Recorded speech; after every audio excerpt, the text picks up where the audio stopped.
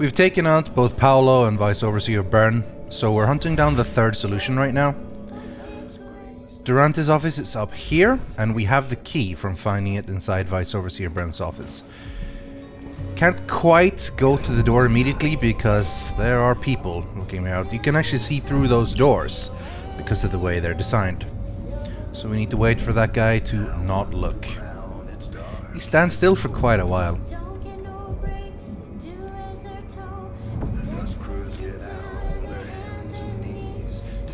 In the background you hear the lovely singers. There's an achievement connected to listening to the singers singing in 3 different places, listening to them from beginning to end.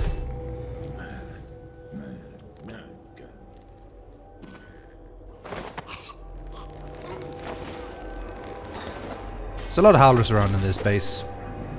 And some of them do patrol, so they will see and hear. It doesn't really matter that much. You still get to stay a ghost even if they see a body. If you just try to open this metal crate, the glass will fall down and they will hear you. But there's a blueprint in here, and that crazy outfit for some reason.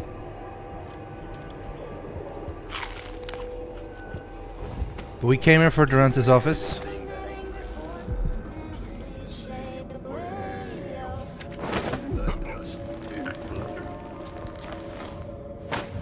And that's where we're going to go. The audio is a little bit weird on these singers, like if you're looking at them or not.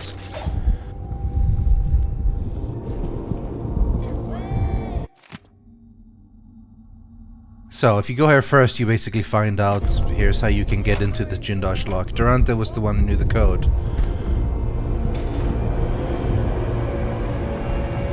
First of all, Bone Charm here. Undertaker, excellent. That's the one I definitely want. And here are the ones you see they match up with how we solved the puzzle before.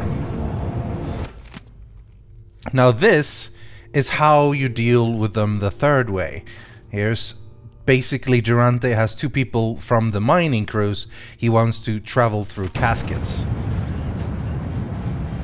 And luckily for us, we have 2 bodies that we can put right in the caskets.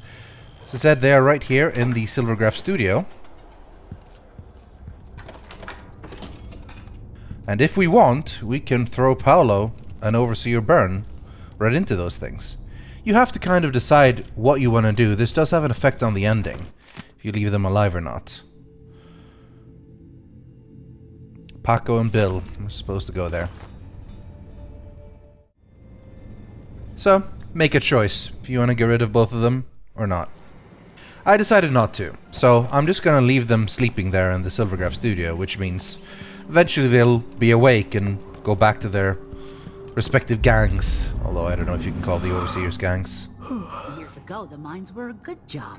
Stilton made sure of it. No one got fired for being injured. Yeah, so they say. The mining office handled things like that.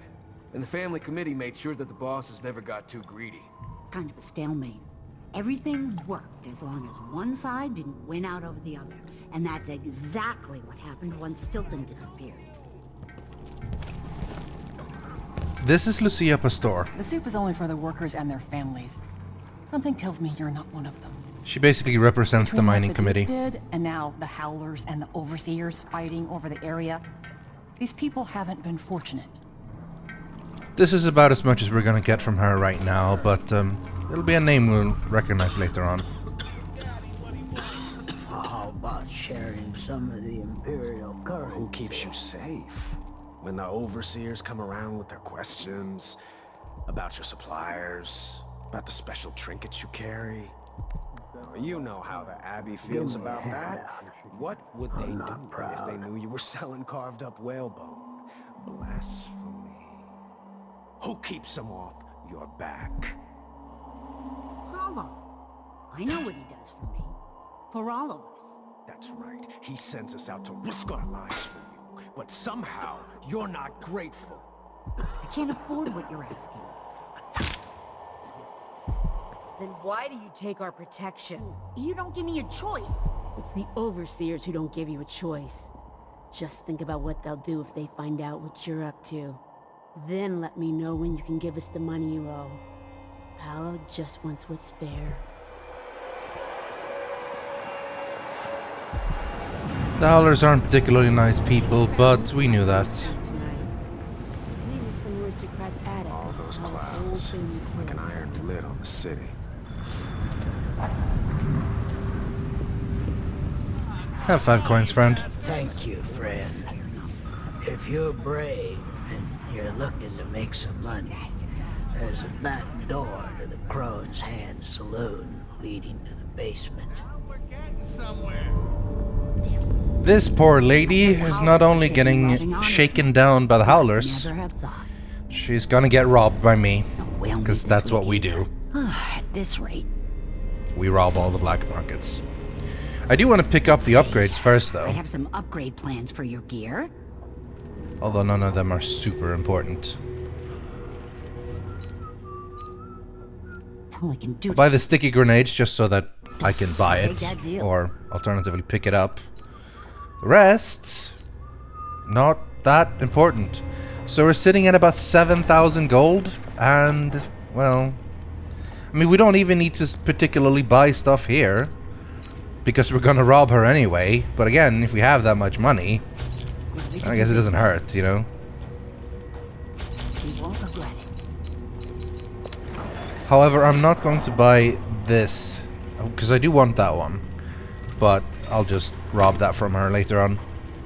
Sorry, lady. Come back soon. I mean, if I'm still here. To get inside this black market, you need to do a little bit of a puzzle. There is a code we need to figure out.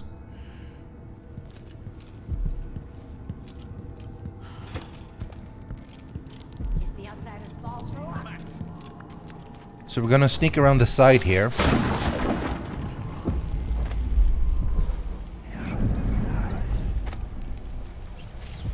And pick up a little stuff on the way. So why not?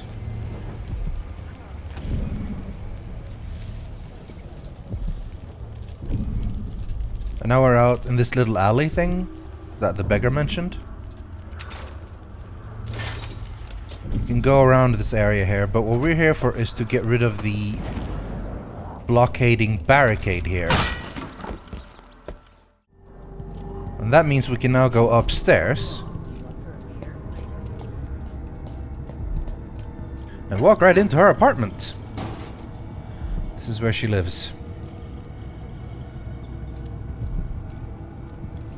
And there's a calendar that we will need to return to.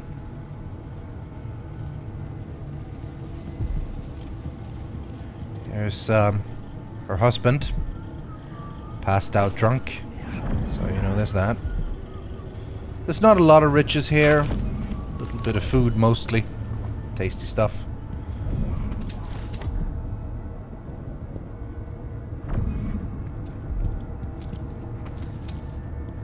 But the note here basically talks about probably their daughter that they want to come visit at some point. And then it's the... well, no, it's not the daughter, actually. It's the wedding silvergraph. A special day and a special anniversary. Wed in the month of rain, a love without refrain. So now we can start putting things together.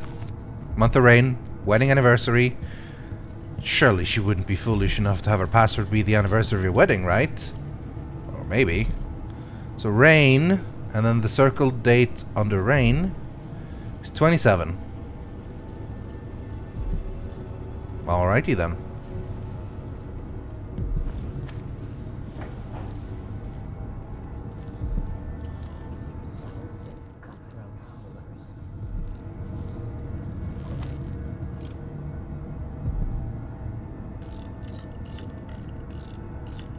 Fourth month. 27th day. There we go.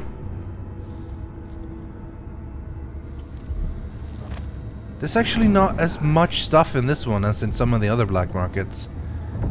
There is the bone charm we've been hearing that hum for a while now. Other than that, it's pretty much just the stuff there. I imagine the Howlers have pretty much taken everything else. It does make me feel like a little bit evil when I rob the black markets, but I mean it's Pretty cool. Still kind of low chaos and stuff. As you can see, I pretty much have everything they have anyway. For the bone charm it is. Bird of prey, not super useful. This is the audiograph I told you about. I know you're all ready to begin. Our speaker tonight is none other than Aramis Stilton, who owns the mines where those you love toil beneath the ground. Mr. Stilton is known for his fairness, and that reputation is not for show. Welcome to the stage, a friend to the Miners Family Committee, Aramis Stilton. Good workers, good people. Thank you for having me. Our annual dinner is always a special time, and I cherish the conversations and the toasts as we renew our bonds. My closest friend in this world, whose name some of you will no doubt guess, is known for this saying: we rise together with the same dawn. We feel the same wind on our faces. We fish the same ocean. These are words worth remembering, spoken by a man who fills my heart with joy. As you dine tonight, surrounded by your families and the other miners from your teams, let those words echo in your thoughts. And above all, please enjoy yourselves. You've all earned it. Stilton seems like kind of a nice guy. But we're done, and it's time to go visit him. So you see we have options to place him in crates. But we're gonna use some of our runes we've gathered up. We have 9 of them now, and I've been talking about this for a while. So let's learn bone charm crafting. Pick up the one to do it itself, and then the important one, trait synergy.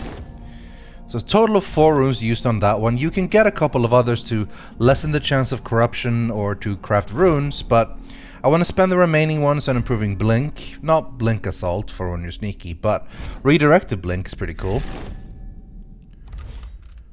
And then, looking at the other ones, I want to probably get bend time moving faster.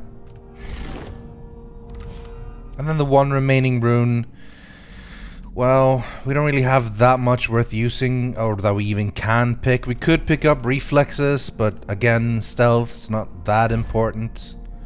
We don't really plan on blocking anything. So I'm gonna save it for now. For the future, I think I'll probably end up getting possession. This is pretty cool. There is an option to get these, but it ends up being a little bit too expensive for not that much value. Now, let's craft some bone charms. We have 29 raw whalebone.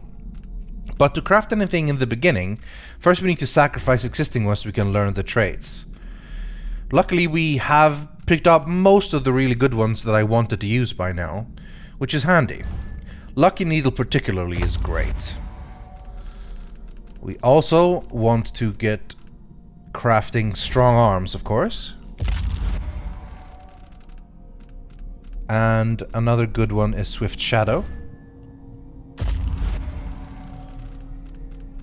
Undertaker, definitely. For a 5th one, I'm thinking probably maybe Restorative Glimmer or one of the sacrifice ones. There's a couple of different ones that are useful. If I'd had Swift Stalker, I would have liked that one as well, but we haven't picked that up yet. The Black Bone Charms and Corrupted Bone Charms, if you sacrifice them, you don't actually learn the trait. So you don't. So if sacrificing them just gives you the raw whalebone. And we should have enough whalebone for what we need now to craft a couple of good ones. I think I'll save it for now, but the sacrifice ones is something I might consider. Some of the corrupted ones that you're not that happy with, you can just turn into whalebone if you need it, but we have 34 whalebone by now, so we should be able to craft what we need. So here's how it works. These are the current ones we have, only 8 of them because we sacrificed some we were wearing. But now we're going to craft a bone charm with 4 traits.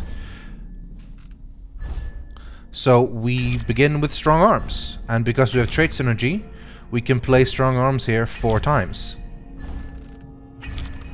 And then we craft it.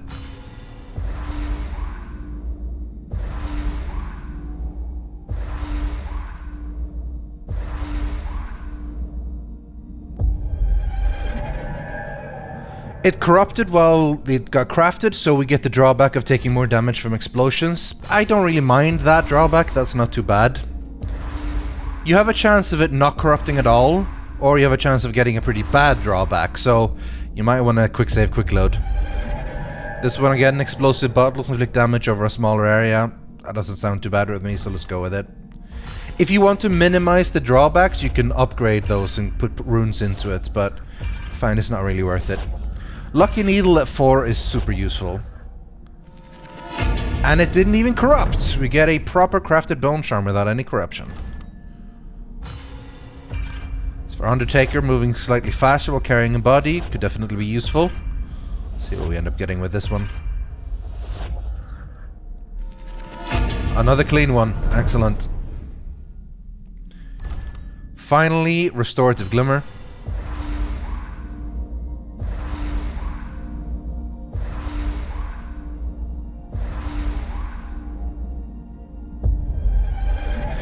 Enemy bullets inflict slightly more damage. Again, fine with that in a stealth playthrough. And that's it. If we want to craft something more now, we'll need to sacrifice another whale, bone charm to get some more whalebone and another trait to craft. We're going to equip those for the next mission, and that's going to be particularly useful.